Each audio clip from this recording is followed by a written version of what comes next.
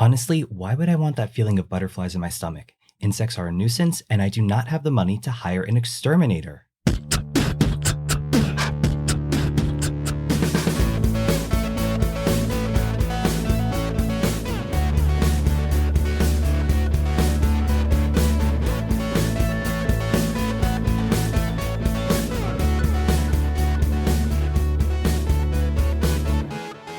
Hello, my LGBTQTs, and welcome back to another episode of A Jaded Gay. I'm Rob Lovelace, and today I am a non-jaded gay because it is pouring here in Philadelphia, such a cloudy, rainy day, which I know might sound kind of the opposite of not being jaded, but I love a rainy day. I think it's so cozy. After I'm done here, I'm hopefully going to just be lazy all day, watch movies. Realistically, probably won't happen because I have a million things on my mind and I can't sit still, but I like the idea of a rainy day, of it being quiet and relaxing and cozy, so we'll see. Anyway, getting into the topic. You know, a lot of people talk about those butterflies you sometimes get in your stomach when you like someone, and I think a lot of us might equate needing to feel that to know you like someone. But for me, those butterflies aren't a good thing because usually, spoiler alert, it's anxiety. Like I've gotten butterflies in my stomach when I've gone out with someone who intimidates me, or maybe they're giving off red flags. But then I feel the butterflies and I'm like, oh, I must have feelings for them. And we kind of talked about this a bit in the episode on emotional unavailability. You know, sometimes we tend to equate drama with intimacy or crave chaos, but conflate it with excitement. And this might be because we're so physically attracted to someone that we're relying on our physical attraction to dictate whether we have an actual emotional connection with someone. And it's important to remember that just because something is exciting doesn't make it real. So in this episode, we're going to talk about the difference between infatuation and love. But before we get into it, you know the drill. Let's pull that tarot card.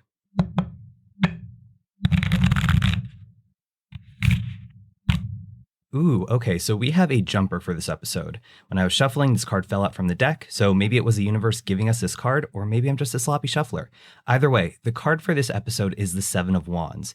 And Wands, as you know, it's tied to the element of fire. It's masculine energy, which means it's action-oriented, and that fiery wand energy is representative of passion, creativity, and sexuality. And in numerology, 7 is kind of this magical transformative number. It's typically tied to strategy, planning, and taking inspired action. So the 7 of Wands typically deals with unforeseen challenges, which requires us to be assertive and strategic rather than acting defensively. And specifically as it ties to romantic relationships and conflict resolution, we really need to speak up for our needs, but also be willing to hear out our partner's needs. And while it can be scary to deal with relationship challenges, we shouldn't be afraid to meet these challenges head on, since they can be overcome and ultimately will make the relationship stronger. But we also need to make sure we're clearly articulating our boundaries and intentions with our partner. So with that in mind, let's kick off the episode by asking, what is infatuation? Well, there's a few interesting definitions for it. Oxford Languages defines it as an intense but short-lived passion or admiration for someone or something. According to Merriam-Webster, it's a feeling of foolish or obsessive admiration for someone or something, and it's a strong and unreasonable attachment. Meanwhile, Cambridge Dictionary says infatuation is strong, but not usually lasting feelings of attraction. Additionally, a 2022 Psych Central article titled Infatuation versus Love, How Different Are They? Explains that infatuation is the feeling of being swept off your feet or head over heels for someone new, despite not knowing them very well. And many may refer to this as love at first sight. You know, it feels intense, passionate, and beyond reason. But really, infatuation is simply a deep sense of connection that's mainly based on the idealization of someone. And that's dangerous because infatuation can cause us to ignore relationship red flags and fantasize about the perfect life with someone we just met. And this is something I'm guilty of, especially when I was younger. I mean, I was 21 when I first started dating men, and I really had never dated anyone before I came out. So at 21, suddenly people are noticing me and asking me out and complimenting me, and I'd get swept up in that right off the bat and would start thinking, oh, maybe this is a person for me. And I think that's normal to think about at some points of a relationship, but I'm talking about like after the first date. Like I would grab a drink with someone and then go home and start wondering, okay, where is this going to go? I think they're really cute. When am I going to see them again? And my mind would be racing about them, which is obviously not good because one, this person is still a stranger to me and I'm liking the idea of them versus them as an actual person. But two, that's idealization and idolization, which isn't a healthy foundation for a relationship. In fact, long-term commitments don't usually survive on infatuation alone, but you may experience infatuation for years depending on the circumstances. Dr. Joanne Munden, a board-certified psychiatrist from Sacramento, says that infatuation lasts for between 18 months and 3 years. And unless a long-distance relationship is involved or an extremely insecure individual is fascinated, infatuation rarely lasts longer. And there we have it, extremely insecure individual, which explains why I've gotten swept up in infatuation in the past. But in all seriousness, we might become infatuated with someone because we're physically attracted to them, because dating someone new is exciting, or because we love to fall in love. But ultimately, it's because of the chemical reaction in our brains. Here's an excerpt from Love to Know. You might actually feel high and euphoric when you're infatuated with someone. In your brain, the dopamine center is rewarded when you see or think about your love interest. Then your brain gets flooded with dopamine. This pleasure response feels so good that it's easy to mistake infatuation with a real connection. Many relationships are built on this pleasure and reward reaction, which can basically self-destruct when the two of you realize this is what holds you together. So, what exactly does infatuation look like? Well, here are a few signs which will probably sound familiar. You're constantly thinking about this person, you haven't had that many real interactions or deep conversations with each other yet you already have strong feelings for them. You feel like this person is basically perfect or the quote-unquote ideal partner. You feel like this person is a perfect match for you. You feel vaguely obsessed with this person. You're very physically attracted to them, and it can sometimes distract you from exploring other facets of this person. You don't know them that well on an actual personal level. Most of what you know about them is surface level, based on appearance or based on their behavior in a group setting. Most of what you know about this person is the same stuff that any acquaintance might know about them. Most of what you know about this person is from hearsay or social media, not from actual conversations or experiences you've had with each other. You fantasize about this person despite not knowing them on a personal level. You feel a little disappointed when they don't meet your expectations, or you shrug it off as just a fluke. You ignore early signs of incompatibility that go against your fantasy. You're very concerned about impressing this person and having them see you in a positive light. You're overjoyed by the idea of quote-unquote having this person or being quote-unquote chosen by them. You're forming strong feelings for them very quickly, almost as if you knew instantly. And lastly, everything is moving super quickly and you're hitting or wanting to hit relationship milestones as fast as possible. Now, if you're like me, hearing that list may be confusing because for a long time, I thought those were signs of liking someone. And it can be a normal part of the early stages of getting to know someone or of a new relationship. Infatuation can also be present in the process of falling in love, and in healthy amounts, it's not necessarily a bad thing. But it can be unhealthy in extremes. In fact, a 2022 Glam article writes that infatuation leans more toward control and jealousy, a need for that person, as opposed to a loving desire for them and wanting the best for them. Additionally, Grace Sue, a licensed mental health counselor, says infatuation is self-serving because you feel good fantasizing about the person, but the reality is that this person who you think is perfect is probably not perfect. And this brings us to establishing the core difference between infatuation and love. Going back to the Psych Central article, infatuation is usually based off assumptions while love is based off of reality. And there's 4 core pillars supporting this difference. Number 1 is perfection versus individuality. When we're infatuated with someone, we might see someone as flawless or ideal despite evidence of differences. So we might put a positive spin on undesirable characteristics instead of accepting them. And in extreme circumstances, infatuation can lure us into abusive relationships because it's blinding us to red flags. Meanwhile, love has identified and acknowledged differences as individuality, accepting the partner as a whole. Next is craving versus satisfaction. When we're infatuated with someone, we might experience feelings similar to a high, like heightened arousal, excessive laughter, anticipation, and longing. And these sound like the butterflies I'm used to. But if we're not mitigating these feelings, we can end up putting ourselves in situations that may not be safe for us. Maybe we rush into being intimate with someone before we feel that real emotional connection with them. Or maybe we're not getting enough sleep because we're staying out all night with our crush because we want to spend as much time with them as possible. Now, love also involves feelings of excitement, but it allows us to feel a calmer sense of excitement that brings contentment. So when it's love, it's free of constant craving for that other person or the anxiety that it may cause you resulting from the uncertainty of their feelings. The third pillar is assumptions versus intimacy.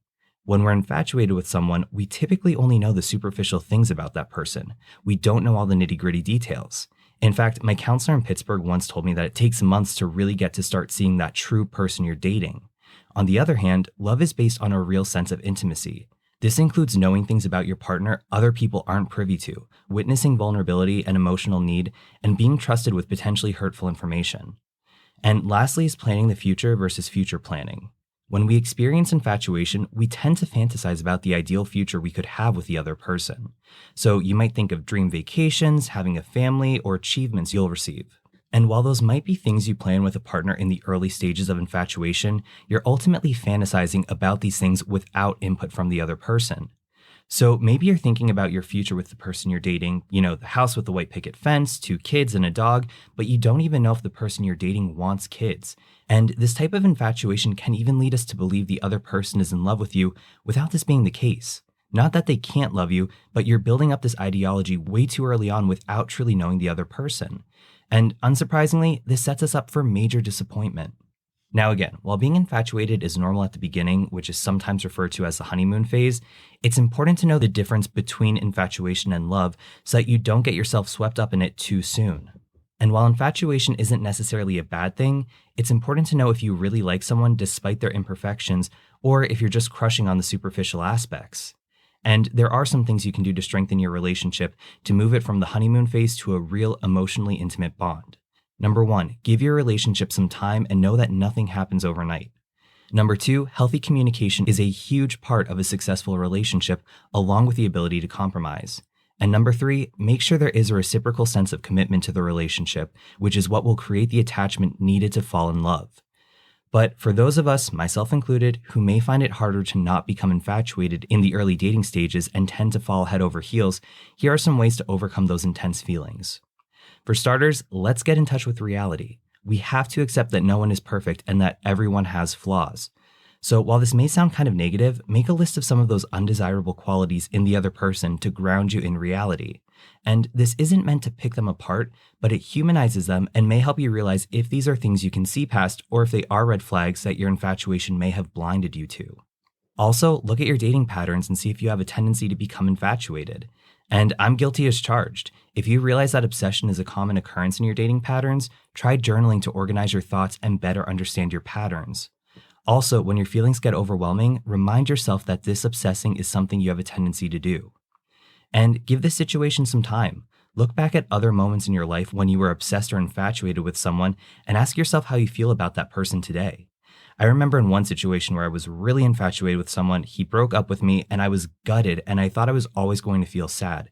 But years later, I look back and feel foolish for how I was in that dating scenario and how I accepted certain things that hurt me before the breakup occurred. And I've fallen for people since then, and I've been hurt by some people since then, but in all those situations, I've never once thought, oh, if only things worked out with blank, then this wouldn't have happened, or he was the one who got away, or anything like that. I believe in onwards and upwards. I never look back, darling. It distracts from the now. Now, once we've grounded ourselves, let's refocus our thoughts. Try thinking about someone else. Now, you might think, well, maybe I should try to make myself stop thinking about the person I'm infatuated with. But surprisingly, that can actually make you think about them even more. So instead, try to focus on a family member or friend, someone you're genuinely connected to. Also, keep yourself busy with engaging activities. Now, this is a fine line because you don't want to keep yourself so busy that you're trying to distract yourself from your emotions. But keep your mind engaged by reading or going for a walk or call a friend on the phone. Just do something that creates positive feelings for you. And lastly, if you really feel this sense of infatuation is tough to shake, consider talking to a therapist. Maybe you have an insecure attachment style, or maybe there's some kind of underlying issue. Regardless, getting professional help and support is really important, not only to help you navigate whatever the current situation is that you're going through, but to ensure you have a healthy foundation for the future. And of course, talk to your loved ones about what you're going through. And ultimately, it's important to make sure we're emotionally available and not equating drama with intimacy or confusing that chaos with excitement. And if you didn't listen to that episode from January, I highly recommend you do so. But as a recap, choosingtherapy.com cites the following as ways we can become more emotionally available. Get mindful of your emotional experience. Noticing what you're feeling, allowing emotions to show up, and accepting their presence without judgment are important steps in becoming emotionally available. If needed, look up feelings-related words online or do some personal exploration around what certain emotions feel like for you. Identify the causes of emotional unavailability. While it's not always possible to know the exact causes of emotional unavailability, it's helpful if you can identify them, as this allows for self-validation, processing, and reflection, which can make you more emotionally available down the line. Practice opening up. Once you're able to identify what you're feeling, try sharing this with others to demonstrate to yourself that opening up isn't necessarily dangerous. You can practice this gradually. Start by sharing wanted or positive emotions and work up to the heavier, less desirable ones. Or perhaps share with a trusted family member before moving on to sharing with your partner. Talk to trusted people about emotions. Having conversations with trusted people about emotions may also help increase emotional availability, as it makes talking about emotions more comfortable. This may also allow you to hear how others express their emotions, so you have a template going forward. And lastly, take it slow. Taking relationships slowly is often the better alternative to abandoning them completely for people who are emotionally unavailable and have the urge to withdraw. Going slowly allows for the gradual learning that emotional vulnerability and intimacy are safe and can continue to be practiced. And turning it back to the tarot, Seven of Wands, it's really reminding us that, relationship challenges are going to come up, but we can't be afraid of them. We can't just turn away and abandon them if we want to be emotionally healthy and find an emotionally fulfilling, healthy relationship. It's really scary. Confrontation can be scary. Asking for things we want can be scary. Telling a partner things that they're doing that hurt us or bother us can be scary. But if we approach that in a healthy way, then we can really kind of overcome that and make sure we're building a secure foundation for ourselves going forward. Again, we really need to approach this in a strategic way. Nothing good will come from acting emotionally or reactively to a situation, because we'll often say things that we regret and we won't be able to form our feelings in the right way. So instead, really think through how you're feeling and how you can communicate those things. And again, I know it's scary because there's always that fear of, well, if I bring this up, I might lose that person. But odds are, if we're losing them, they're not interested in us for the right reason, or we're not actually a compatible match. So it's better to find that out earlier on and have those conversations about what's bothering us and risk losing that person, as opposed to holding it back and trying to build a whole life with someone and years later bringing these things up and finding out that they're not actually receptive to our wants and needs. And again, just as it's important for us to bring that up for ourselves, we also need to make sure we're hearing out our partner and addressing their wants and needs as well. So really, we need to focus on the communication and take that inspired action to speak up for ourselves and also hear out our partners. So as always, thank you for listening to this episode. I hope you found it helpful. I know going through this, there were some things that really jumped out to me that I need to work on for myself to avoid unnecessarily high infatuation going forward. But let me know your thoughts. Feel free to send me an email, rob@ajadagay.com. Please also remember to rate, review, and subscribe. I really appreciate that. It helps in the algorithm with having the podcast show up higher, so that we can get this message out to more people and hopefully help other gay men build healthy, emotionally fulfilling lives. You can also connect with the podcast on Instagram, TikTok, SoundCloud, and YouTube @ajadagaypod. You can follow me personally, Rob Loveless, on Instagram @Rob_Loveless. Also, consider supporting the show on Patreon for as little as $1 a month. Our tiers are $1, $3, and $5 with some goodies along the way. You can get a t-shirt, early access to podcast episodes a day early, ad-free, and some other goodies, so check that out. And remember, every day is all we have, so you got to make your own happiness. Bye.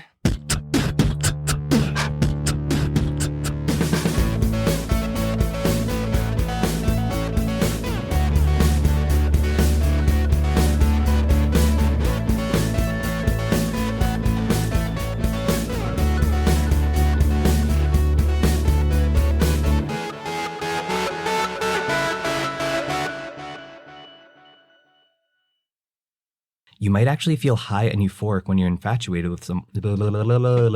Oh, look at me. I'm not even infatuated. I'm getting tongue-tied.